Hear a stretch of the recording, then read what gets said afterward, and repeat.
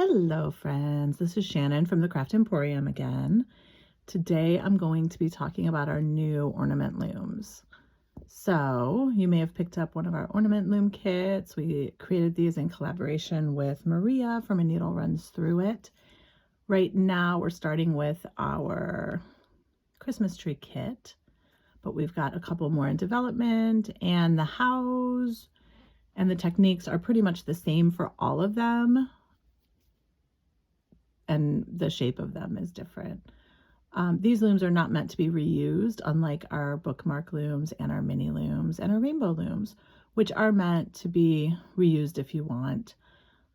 These are meant to weave on and then use as an ornament. In your kit, you've got a little piece of gold or silver string that is used as a hanger that you can tie through your star at the top and hang on your tree, on your window, on your rearview mirror, in your craft room, wherever you want to appreciate your beautiful weaving. So I'm going to walk you through how to warp these looms, and then how to get started weaving, and how to place any extras you might want to place or that might have come with your loom. So with this loom, you got loom, metal needle,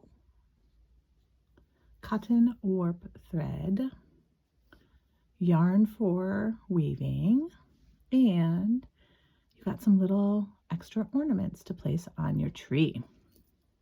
This is a tree that I am in the process of weaving with some of my stash yarn. We provided yarn for a traditional kind of evergreen colored tree, but if you wanted to do something a little funkier, you could stash dive and use your own yarn. You don't need more than about 4 yards of worsted or chunky yarn to make this. So it's a fairly good kind of scrap eater upper, if that's what you want to do, instead of using the yarn that came with your piece. What we did was we put together 2-yard bundles. And so for this loom, you're going to have 2 green bundles and 1 brown bundle. And the green bundles are meant to be the tree itself. The brown bundle is meant to be the trunk. You are welcome to use a different color for the trunk if you want to have it on like a pink trunk or a blue trunk or whatever.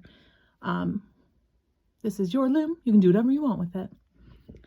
So we are using just a cotton thread for, or cotton yarn, cotton string for the warp. And that is it's a great warp because it's strong. It doesn't have a lot of bounce, so it's sturdy, and it's an easy thing to weave on.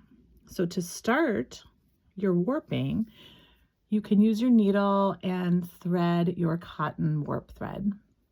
You don't need to tie a knot or anything. What we're going to do is start on the bottom left of the loom, and we're going to be warping vertically like this all the way across. This is what it's going to look like when you're finished with it. And this is what the back will look like, and I'll walk you through how to accomplish this. Like I said, we're going to start at the bottom left, and so we're going to come up through the bottom leftmost hole, and then we're going to go down through the top leftmost hole. And so we're going to always have our warp, our working warp, on the front of our loom. With the tree loom, there's no front or back per se. Some of the other looms that we are developing currently have some etching on them, so there is definitely a front and definitely a back. But for this one, you can kind of choose whichever one you want. And then I like to tie a double knot on the back. You want it to be secure and snug, but not too tight, because we will need to get our needle under it in the front. So I just do a regular old double knot, and oops, then I'm ready to move on to my next warping. And so what we're going to do, we're never going to wrap all the way around. We don't want to have 2 layers of warp thread. So we're going to travel along the side of the loom, up the tree to the next hole on the top. So we came from the bottom up here, we traveled along the back, and now we're coming out on the front. And this is what the back looks like right now. Then we're going to go down through its corresponding bottom hole. So we have 2 warp threads placed, and then we're going to come up through the next one after traveling between those 2 on the back, and we're going to go up through that top one, and then again across there and down. As we do this, we're going to make sure we keep it nice and snug, but again, you don't have to pull so tight that it's at danger of snapping. One thing you can do is kind of put your thumb on the threads in between just to make sure things don't loosen up too much. But again, you don't have to sweat having perfect tension. So you're going to work your way across the entire piece until you get down to here, and then you're going to secure your warp threads again. And what I like to do on that is I like to go through the last between thread and do just a knot and secure it that way. So here we are all warped, and we're going to once again use our metal needle that came with our kit. Any tapestry needle will do, really any size. I think this one is about maybe a 20. I'm not 100% sure, but any one will do. So you're going to take your bundle apart, and with these bundles, we decided to give it a little extra pizzazz. So it's our worsted weight yarn with a mohair silk blend, which gives the tree a lot of texture, and the variation in the mohair yarn gives it a really lovely glow, and it almost looks like you put tinsel or something on it too. So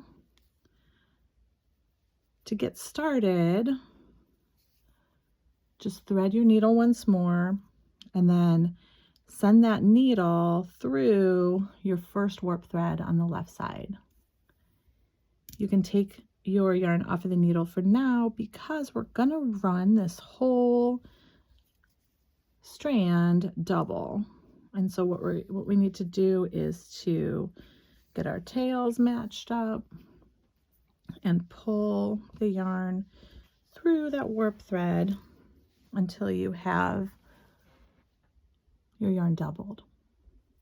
So you're actually going to have 4 strands because you have the 2 worsted strands and the 2 mohair strands.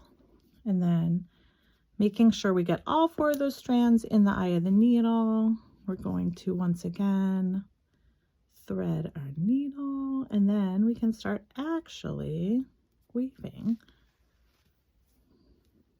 which is what we're here for. So what weaving is it's going over, under, over, under, over, under as you work across a warp. And then when you come back, it's going the opposite. So each thread, each warp thread that you may have gone over, you're now going to go under. So you're creating a fabric by doing that. And so what we're going to do is we're going to take our needle, we're going to go under, over, under, over, under, over. You won't be able to, with this needle, get across your entire bottom rows with one kind of pass. And so we always want to pull kind of taut but not tight. But I will say that on the first row, what I like to do sometimes is give myself a little bit of extra thread in between so I can kind of scallop the bottom. And so if you're doing that, just make sure you're not pulling tight at all and you're kind of pulling out the bottom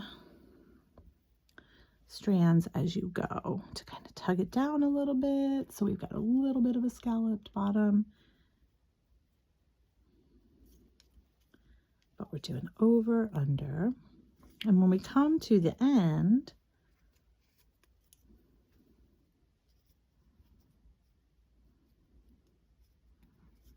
we've got an under this one, so we're going to go over this one and then under. So that just means we're going to loop around that. So we loop around, and then because this one we did under, now we're going to go over, under, over, just like that. And that is what you do as you weave. And that is weaving. I mean, there are many other techniques you can add to it, but that is weaving. Over, under, over, under, over, under. Now, if you're making one of the ornaments that has extras, like these actual hanging ornaments, you can place them wherever you want just by putting them, threading them onto your needle. And got a little stuck right there. Oh my goodness. Let's see. I'm a little stuck. Mohair is a little sticky sometimes. So I'm going to pull it so it's snug against my loom and then keep going.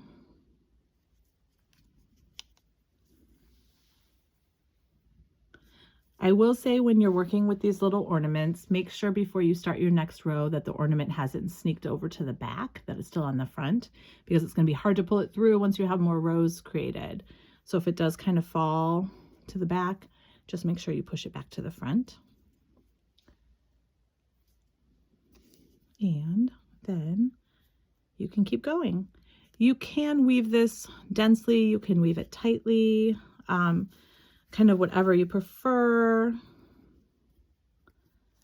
And what I mean by that is you can kind of condense your rows more or less, pushing them down. Or you can just kind of do it loosey-goosey like this, where you can see your warp threads really well. You can use your needle tip to help beat your rows down, or your fingernails. We didn't provide a comb. I don't think we need a comb for these kind of looms. But if you find that you do want something comb-like, you can grab a fork and use that. So just keep on keeping on until you're done. When you have to add a new yarn, do the same thing you did when we first started. Kind of loop your yarn around one of the warp threads on the side, doesn't matter which side, and then keep following your over, under. And your old thread, you can just let it hang to the back, and then you can weave it in at the end just by going under a warp thread, a weft thread or two on the back, just to make sure it's secure. And then when you're all done, you can use your little hanger, tie it on the top, and then hang it up. So I hope you've enjoyed this. I'm going to give you a little bit of a sneak peek of the other two that we've got in development. One is just a traditional circular ornament, and the other one is a little sheep. Don't we love this? So I'm going to be warping these up, and hopefully we'll have them very soon in our Etsy shop and at the Craft Emporium. So thank you so much. Let me know if you have any questions down below, and if you found this helpful, please give it a like or give me a follow or whatever the kids are saying these days. Thanks so much. Bye-bye.